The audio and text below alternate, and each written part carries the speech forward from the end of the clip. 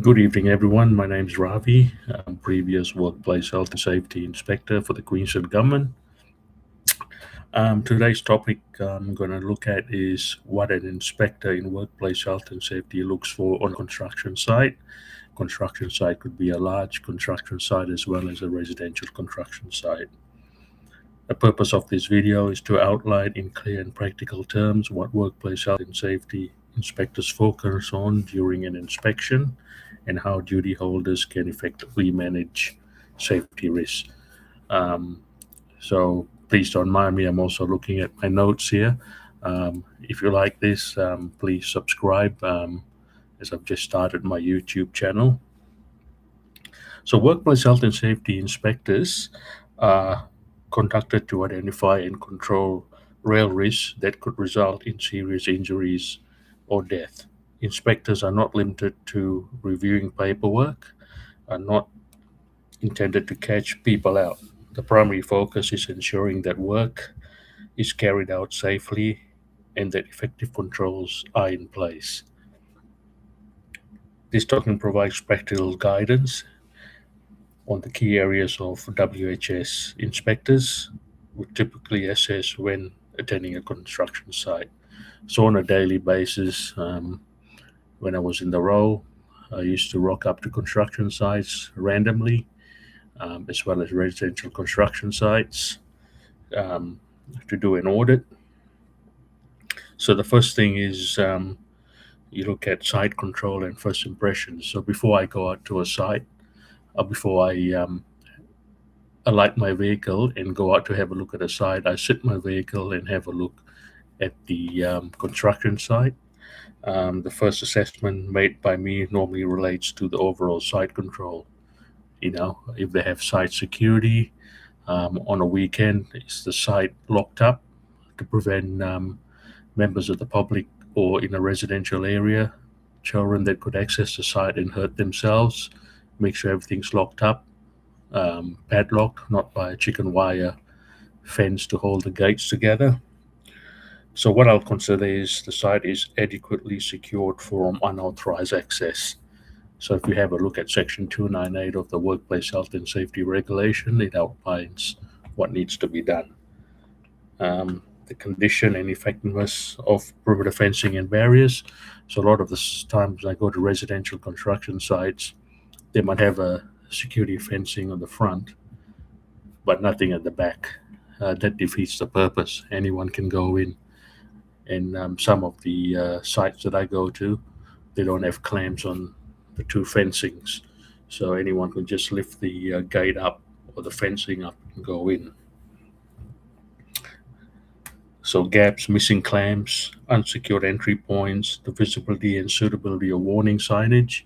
There has to be warning signage.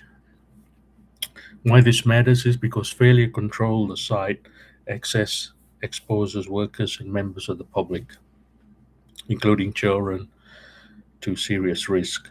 A lot of places I go to, especially after school in a residential area, if it's near a school kids could be walking past and they decide to go into a site and have a look or climb up the stairs, and that um, includes if they go up, risk of falls if there's no adequate secured security access. So poor site control is often an indicator of broader safety management issues. This includes access to the second level. They haven't locked it or boarded it up. That's the issues people can have. High-risk construction work. Inspectors closely observe activities classified as high-risk construction work. This includes working at heights, mobile plant, traffic management, electrical work, temporary power, excavations and trenching. Inspectors access whether effective physical and engineering controls are in place. Reliance on experience, verbal instructions, or workers being careful is not considered an adequate control measure. So, example of effective control measures include edge protection, scaffolding, or falls arrest system, especially with If they're working on the roof, people installing solar, don't have harnesses, they don't wear them. Physical separation between pedestrians and planes, especially the large construction site. You see cranes operating in the area. RCD protected and compliant electrical installations. So this means, like when I go to a construction site, when I have a look at the electrical box, they have to have an RCD test sticker saying that it's been tested by a qualified electrician and it's safe to use. I find a lot of residential construction sites don't have them, or the tag has expired. Also, trenches and support systems or battering.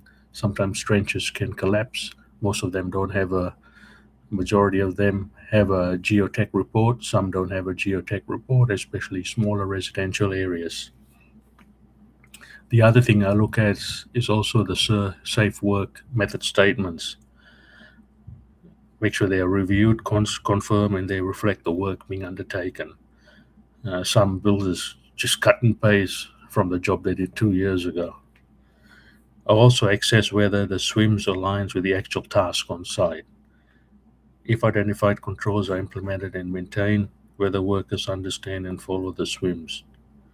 Key message is documentation alone does not protect workers. Controls must be implemented in practices. The other one is housekeeping and general safety.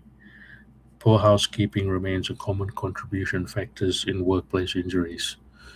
Number of times I go to a construction site, the access to the construction site is covered by roofing materials, bricks, skip bins. This could cause slip, trips, and falls. Unsafe storage of material with obstructed and poorly maintained walkways. So, as I said, if you have a good housekeeping, this reduces your slip, trips, and falls. The other one is PPE and safety behaviors. A lot of the times when I go to construction sites, a lot of workers don't wear hearing protection or eye protection when they're grinding or drilling, especially these days with silica. A lot of them just be sweeping without any PPE mask, and they have to be fit tested by a suitably qualified person.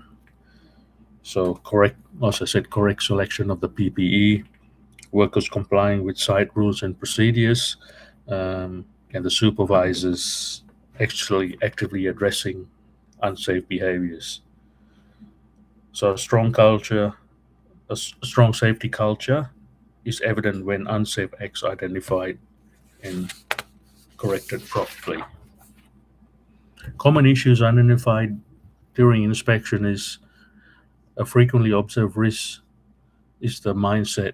It will only take a minute, especially with the older builders or the younger ones. Shortcuts taken to save time often result in serious injuries. I happened to see this where a person was on a site, um, happened to be a ladder near a slope, tripped and fell. Housekeeping was poor, ended up having a starter bar right through his thigh. Shortcuts taken to save time, regardless of duration, must be planned and carried out safely. What effective sites do well? Construction sites with strong safety outcome typically plan work activities before commencement. This means the bigger companies have toolbox talk, a safety meeting, um, a task meeting on what has to be done for the day, identify hazards, implement controls, maintain effective site security, keep work areas orderly and accessible. So, workplace safety is not about avoiding inspectors or enforcement, it is about protecting workers, contractors, and the public from harm. When hazards are effectively controlled and safely is actively managed, safety is actively managed, inspections become professional, discussions focus on continuous improvement rather than enforcement action. So safe work is productive work. Everyone has a reason responsibility to ensure people go home safely at the end of the day.